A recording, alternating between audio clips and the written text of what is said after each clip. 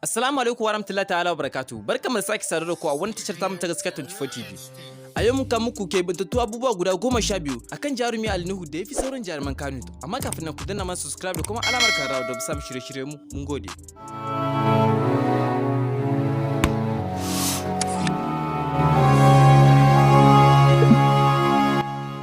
Gaskiya 24 TV.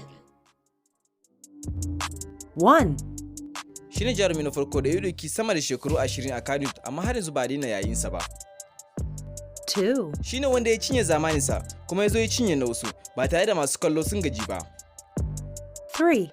Shi ne jarumi ɗaya tilo da ya doki matasa ya saka su a harkar fim ba tare da ya tunani kada su taso su fi shi haskakawa ba. 4. Shi ne jarumi da idan ya haskaka ka a fim ɗinsa guda ɗaya sai ka yi suna ka samu ɗaukaka. 5.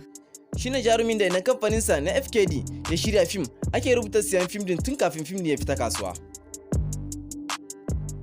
6.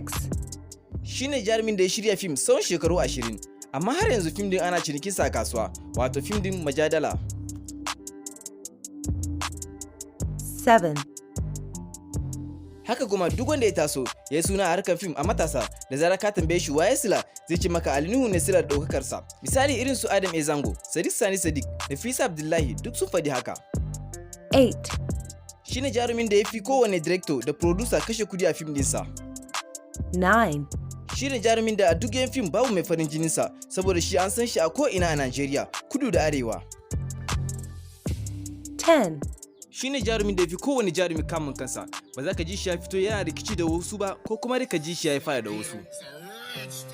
11. Shi ne jarumin da kafiyan fim ya fi taimakawa gajiyayyu da marasa galihu, sama da mutum 100 suke cin abinci a karkashinsa. 12. Kuma shi ne jarumin da ya fi kowane jarumi kudi a masana'antar Kannywood. Mun goyi da kallon wannan bidiyo daga gaskiya 24 TV. Idan bidiyon ya muku dadi ku danna mana like.